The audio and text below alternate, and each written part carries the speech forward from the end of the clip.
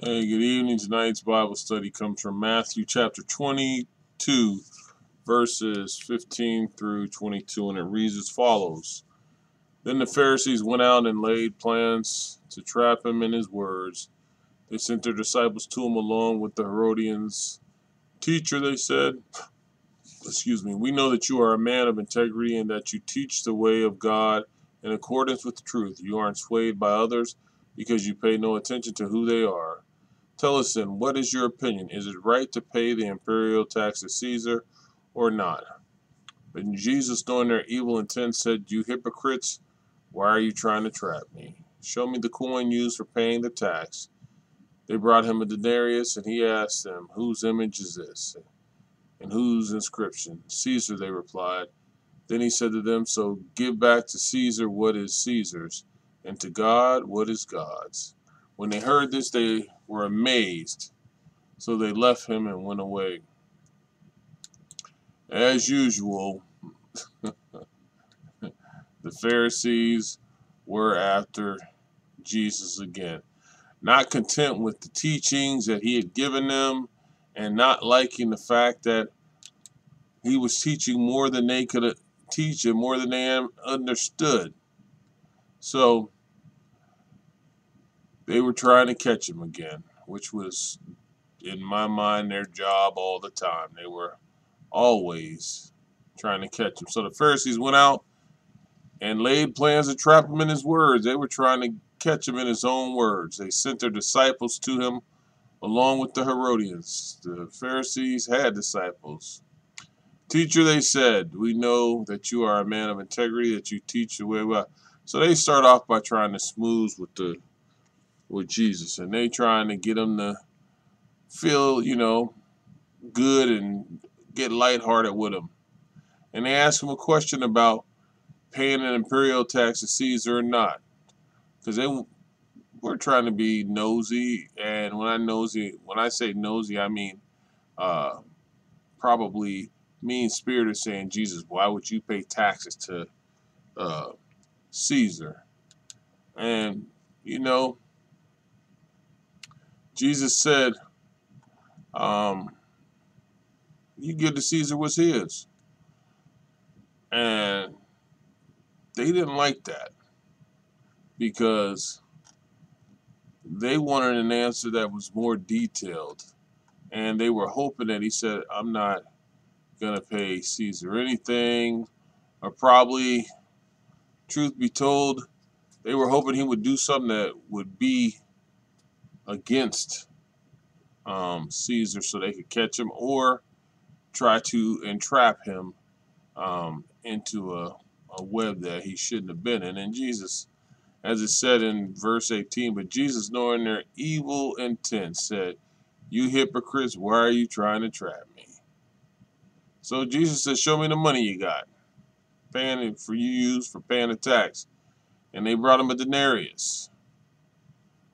And Jesus said, pretty much, my image ain't on there, so whose image is on it?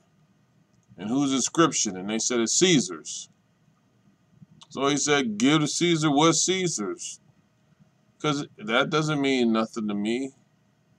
And to God, what is God's? Well, everything is the Lord's, but you get that back to Caesar with his inscription on it because that is his. But give to God what is God's. And they didn't have enough to know what is God's. They weren't trying to learn what is God's. In fact, if you look at it, they were still just, I hate to say it, but just the Pharisees. That's who they were. They were a vicious lot after the Lord. So, whew, when you look at um, verse 21, it says,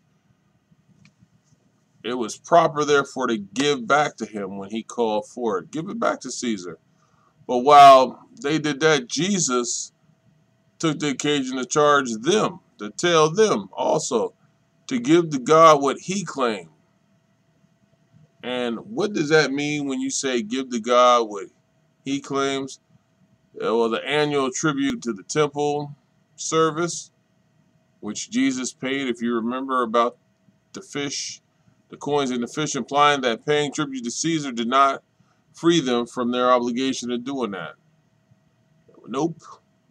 And that they should give their hearts, lives, faith, obedience, property, and all influence and even their so-called status to God as his due.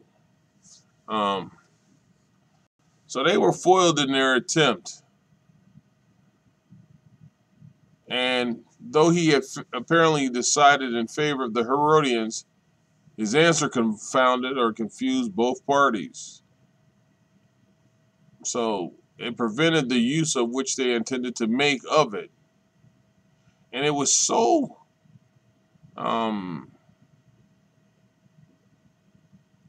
it was such a wise answer that it showed their wickedness and foiled their plan, their plot. And they were confounded, confused, and then they, of course, retired in shame because the Lord had answered them in a way that they didn't expect. And remember, Jesus perceived their wickedness. And when you think about that, how does he perceive our wickedness? He must have searched their heart. And then when he called them hypocrites, professing to be candid inquirers, when their only object was to lead into difficulty, well, they always have been trying to do that. And they were just bad. They were bad people.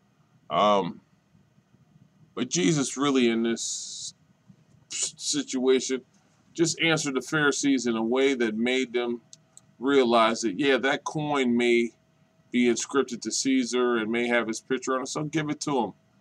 But everything else, all things belong to the Lord. And that does not give you the right to not pay tribute to God. And you should know that in all forms and fashion.